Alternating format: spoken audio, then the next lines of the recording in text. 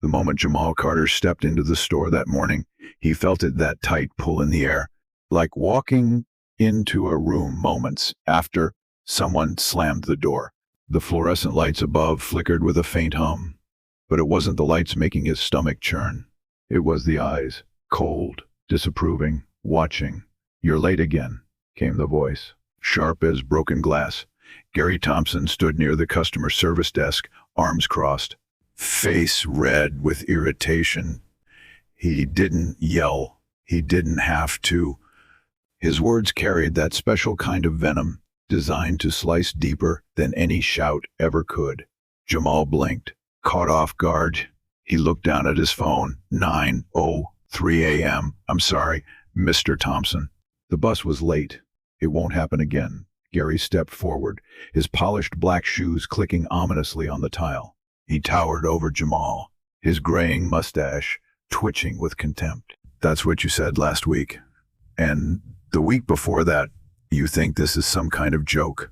Jamal swallowed the lump in his throat. Around them, co-workers pretended not to listen, pretended to be busy with paperwork, or suddenly fascinated by the coffee machine. But Jamal knew. They were all watching. He could feel it in his skin. "I work hard," Jamal said quietly. "I've never missed a shift. I stay late. I cover for people. I'm trying." Gary laughed, short and humorless. "Trying? You think that's enough around here? This store has standards, son. And frankly, from the moment you walked in, I knew you didn't fit." The word son hit Jamal like a slap. Not affectionate, not respectful. It was a power play, a leash. Jamal's voice cracked, but he didn't let it fall. "I do my job. You're done," Gary said, louder now, so the others could hear. "Clear out your locker. You're fired." A crash somewhere in the break room, someone dropping a mug. Silence fell again, heavy and suffocating. Jamal stared at him, lips parted, unable to believe what he'd heard. "Fired," he echoed. "For being 3 minutes late. For being unprofessional." Gary snapped. "For disrespecting the rules. For not belonging in a place where excellence is expected. Excellence or whiteness." Jamal shot back before he could stop himself. The room shuddered with the weight of those words. Gary's nostrils flared. "Get out," he hissed. "Before I call security." Jamal took a step back, breathing hard. His heart slammed against his rib cage, like it wanted out. His hands trembled not from fear, but from restraint. He looked around one last time, saw Tina, the cashier, lower her eyes, saw Marcus, the stock guy, clench his jaw but say nothing. No one would stand up. Not for him. Jamal turned without another word, his shoes squeaking softly as he walked away. The locker room was cold, the metal benches colder. He emptied his things into a plastic bag, stripped off the store's navy blue apron, and paused. His reflection in the scratched metal mirror looked tired, hurt, but not broken. Outside, the sun was far too bright for how dark he felt inside. His phone buzzed in his pocket. He pulled it out. Dad. He didn't want to call, didn't want to sound like a victim, didn't want to admit that even after everything his father taught him how to walk proud, how to fight back with dignity, he still got humiliated, like some worthless kid in the middle of a damn grocery store. He answered anyway. "Hey, Dad," he said, trying to keep it even. Michael Carter's voice was warm, deep, commanding. "You okay, son? You sound off." Jamal hesitated. "Then I got fired." A beat of silence. "What happened?" "Store manager said I was late. 3 minutes. He said I don't belong there. Said I don't fit." More silence. Then, steel in his father's voice. "Who?" "Gary Thompson, regional manager." Michael's voice dropped low, calm, in that terrifying way. "I'll be there in 30 minutes. Dad, it's not." But the line had already gone dead. Back inside the store, Gary stood smugly behind the customer service counter, sipping coffee from his Harvest Roots mug. He was telling Tina something condescending about dress code when the front doors opened with a hiss. Michael Carter walked in like a storm, dressed in Armani, 6'2", broad shoulders, impeccable salt and pepper beard. His presence silenced everything. Customers turned, employees froze. Tina gasped. Oh my God, that's Michael. Didn't wait for permission. He walked straight through the aisles, past frozen vegetables and organic cereal boxes, straight toward the manager's office where Gary stood blinking. Gary smiled nervously. Mr. Carter. What a surprise. I wasn't expecting. Of course you weren't. Michael cut him off. Where's Jamal? Gary hesitated. I let him go. He was consistently late.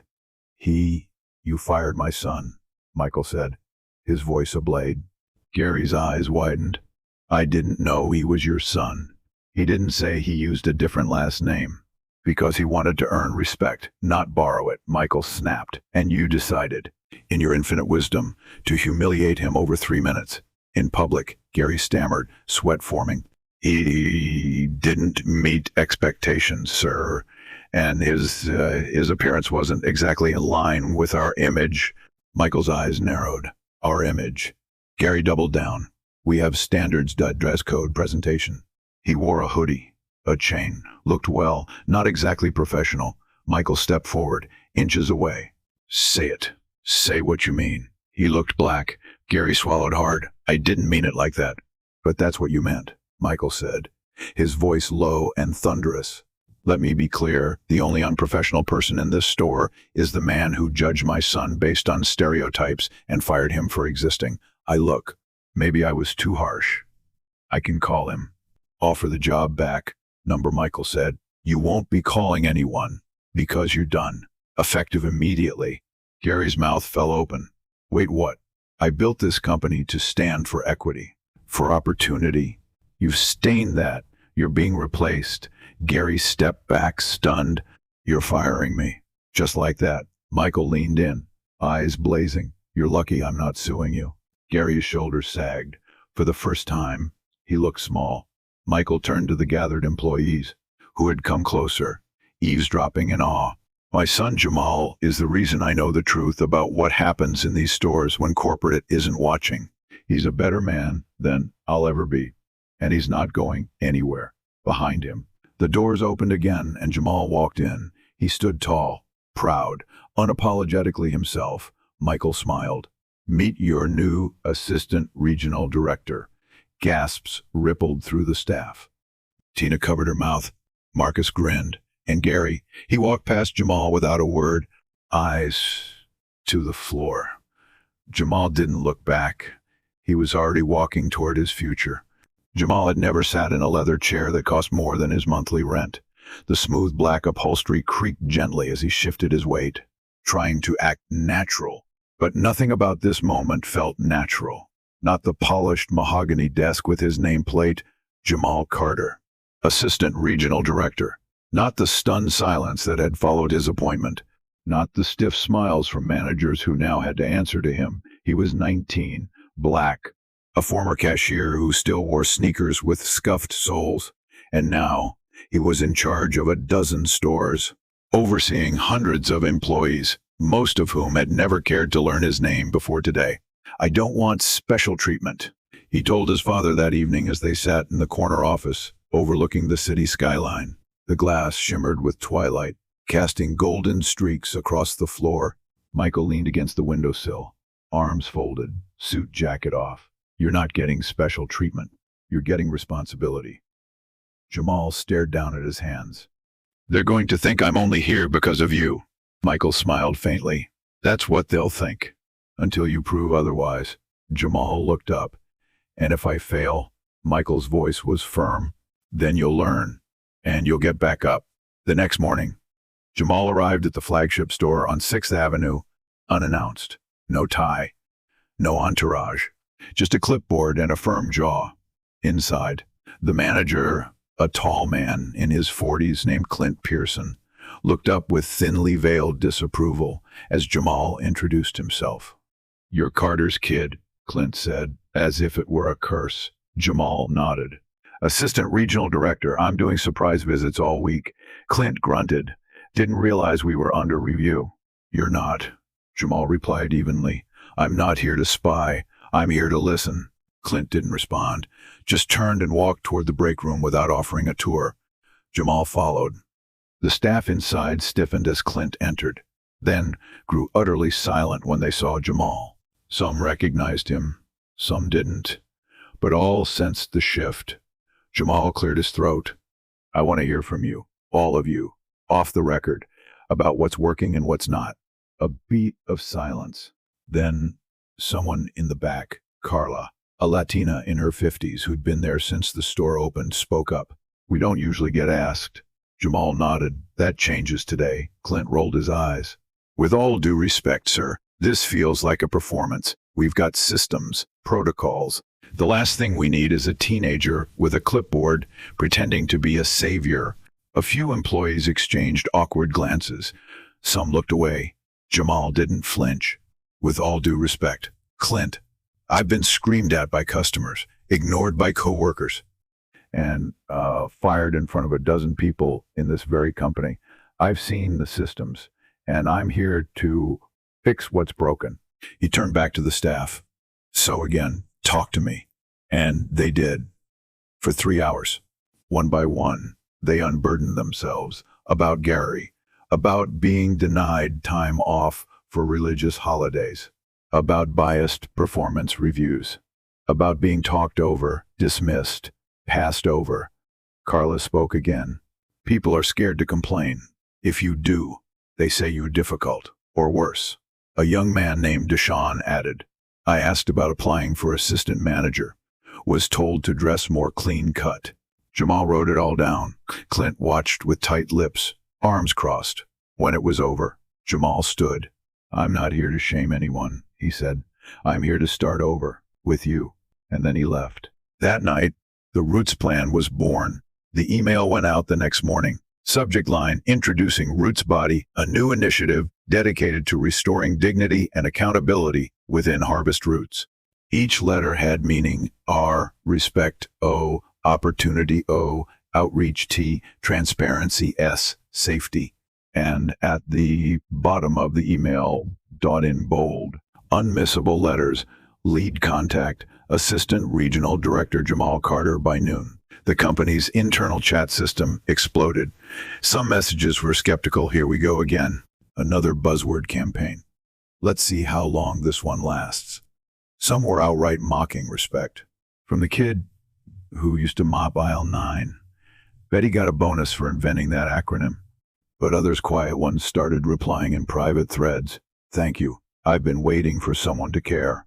Can I join the task force? I have some stories to share. By Friday, Roots had 38 volunteer applicants. By Monday, it had over 200. Jamal was stunned, empowered, terrified. He sat in the corporate conference room with files spread across the table, legal pads full of notes, and a dry erase board covered in arrows and ideas. His mind spun. What if I can't manage all this? He muttered aloud. Michael entered just in time to hear. Then you'll learn. That's what leadership is. Jamal looked up. They're expecting miracles. They're expecting honesty, Michael replied. Give them that and they'll follow. But not everyone followed. At the next district leadership meeting, Clint was waiting, seated confidently at the far end of the polished table.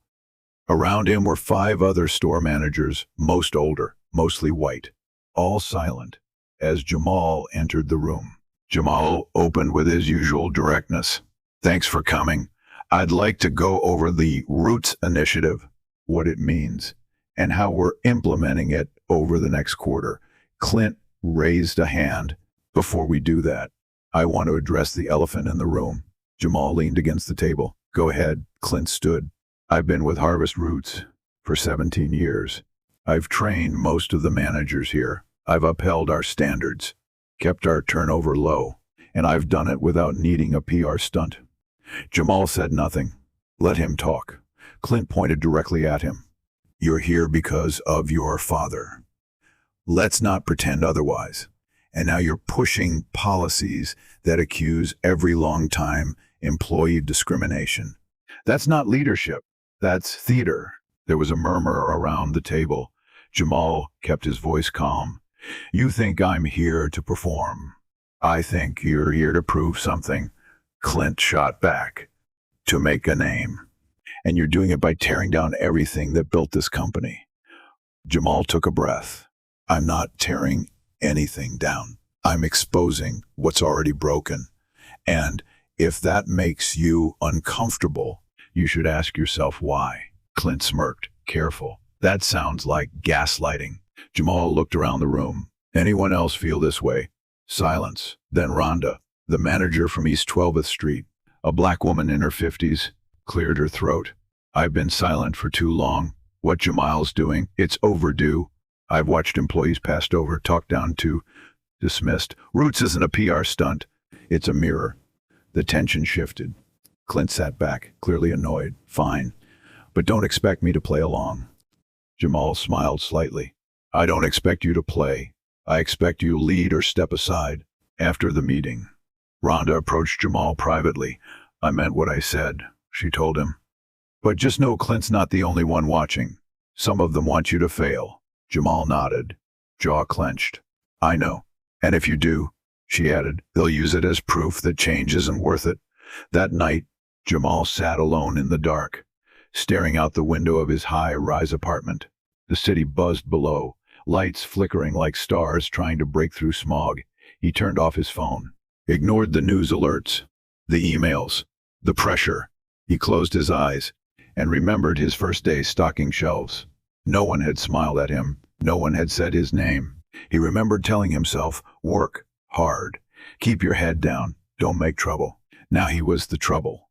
And he wasn't backing down. It started with a leak. An anonymous post appeared on an employee forum used across retail companies, titled Harvest Roots, Diversity or Disguise. It contained screen captures of internal chats, mails from mid-level managers mocking the ROTS initiative, and statistics showing how few non-white employees held leadership roles despite the public messaging. The post went viral overnight. By morning, news outlets were circling. The hashtag RootsorOt trended on Twitter. Corporate PR scrambled. Jamal arrived at HQ at 6:03 a.m. to find executives already in panic. Legal was on the 11th floor. Michael was on the phone with the board.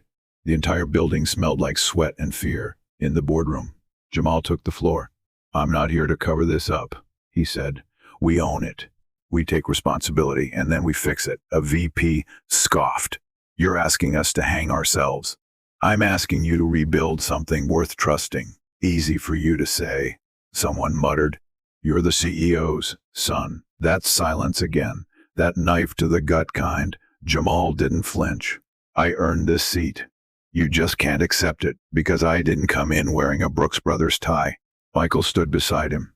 He's right. And if we want this company to survive the next decade, we follow his lead. The next 72 hours were hell. Jamal launched an internal audit. He posted a public letter, signed only with his name. That read, to every employee who has been silenced, dismissed, or made invisible, we see you now, and we are not going back to before. The media ate it up. Some praised him, others mocked him. Clint resigned. 3 more managers were terminated. And then, out of nowhere, an email. Subject, Gary Thompson. Request. Jamal stared at it for a full minute before opening. Gary wanted a meeting. Michael raised an eyebrow. Up to you, Jamal replied. 10:00 a.m. Conference room 2C. The man who walked into that room 2 days later was not the Gary Thompson. Jamal remembered. He looked smaller, slower. His hair was thinner, his suit a little off. He didn't reach for a handshake. He just said, thank you for seeing me. Jamal nodded. Why are you here? Gary sat down.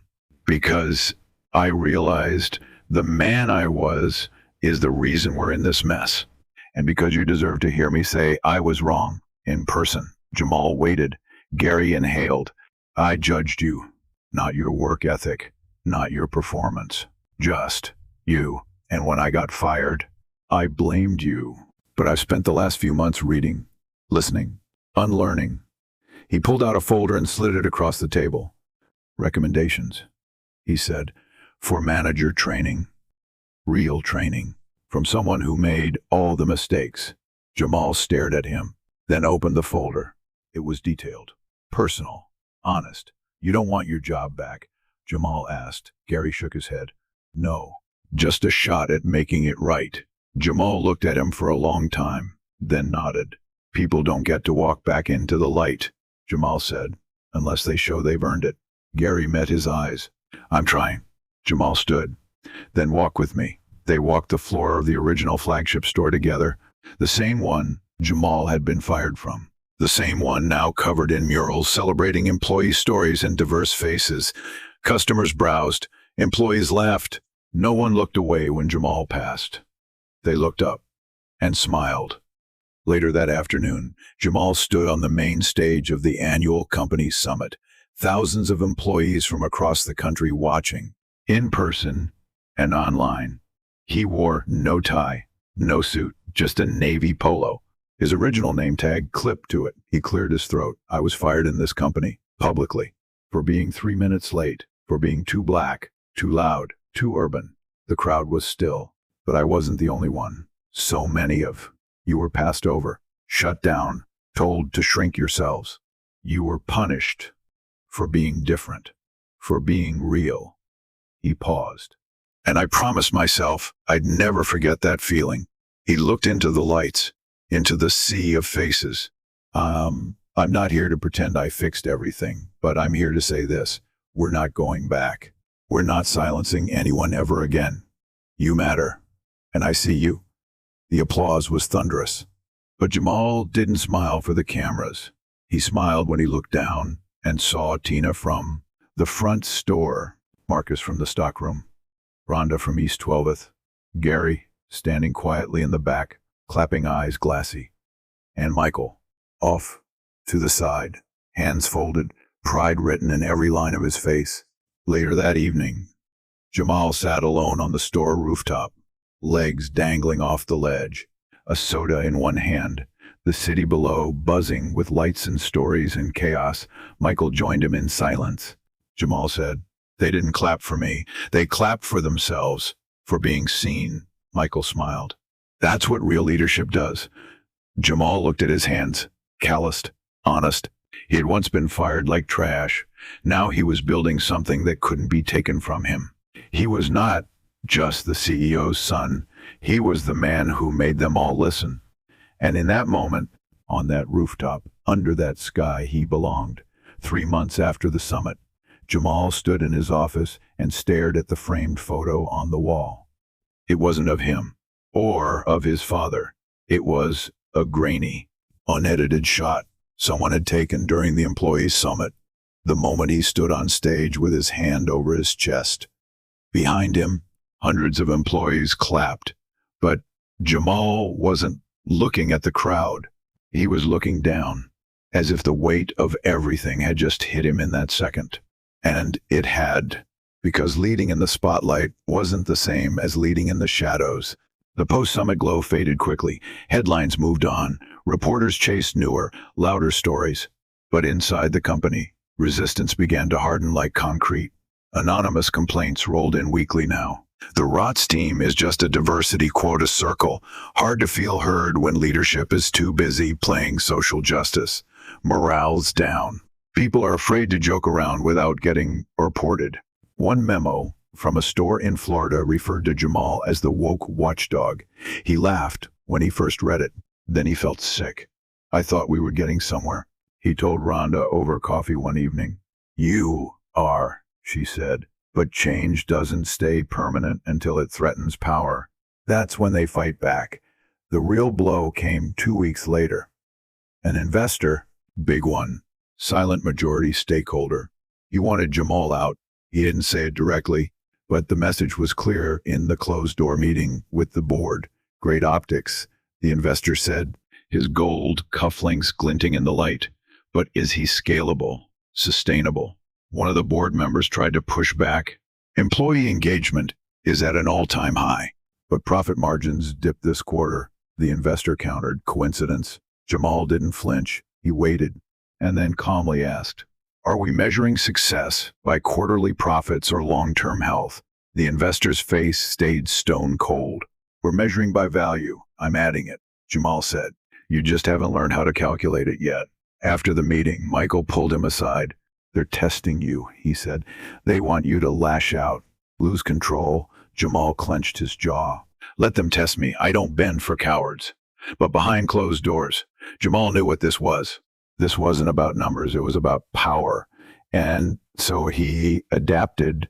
He called in his roots team, every single branch representative, and laid it bare. I need you, he said, not just to speak, but to stand out loud where people can hear you. What are you planning? Carla asked. A tour, Jamal said, nationwide, store by store, in person. You want to visit 100 locations? Marcus blinked. That's insane. Jamal smiled. Exactly. They called it the Listen and Lead Tour. Jamal would travel to every store with a Roots member, hold open forums, listen to grievances in person. No PR filters, no closed doors, just him, a chair, and anyone who had something to say. At the first stop in Austin, Texas, he sat across from a cashier named Brandon who was shaking as he spoke. I got passed over twice, Brandon said. They said I wasn't approachable, but the guy they picked. He calls me boy in the break room. Jamal didn't interrupt. He didn't write notes. He just looked Brandon in the eyes and said, we'll fix that. And he did. By the end of the tour, 41 managers were put on corrective training, 8 demoted, 5 removed entirely. But it wasn't about firing people. It was about lighting a fire where it had gone cold, one store at a time, one story at a time. And people began to believe again. Employees wore Roots pins proudly. They posted selfies with Jamal on the company app. For the first time in company history, a janitor won Employee of the Quarter. In an Afghan refugee who spoke limited English was promoted to shift leader after a store forum. Jamal didn't post it all online. He didn't need to. The stories spread on their own. And yet, the whispers didn't stop. The investor who doubted him started courting a replacement. You know the name he's floating? Rhonda asked Jamal one morning, tossing a newspaper onto his desk. Jamal stared. It was Gary, back from the shadows, now consulting for corporate leadership training, rebranded, rehabilitated, clean cut in a navy blue blazer. And worse, some of the board was listening. Jamal didn't sleep that night. He read the article over and over, from Fired to Forgiven, Gary Thompson and the Second Chance corporate movement. The piece painted Gary as a tragic anti-hero, misunderstood, heavy-handed but ultimately a reformed leader. He was now running training seminars across retail chains, talking about unconscious bias, workplace dignity, and ironically the need for listening over cancellation. It was perfect PR, too perfect. Michael stormed into his son's office the next morning, eyes blazing. I didn't sign off on this, I know, Jamal said calmly, but someone in the board did. Michael slammed the article on the desk. They're grooming him as your replacement.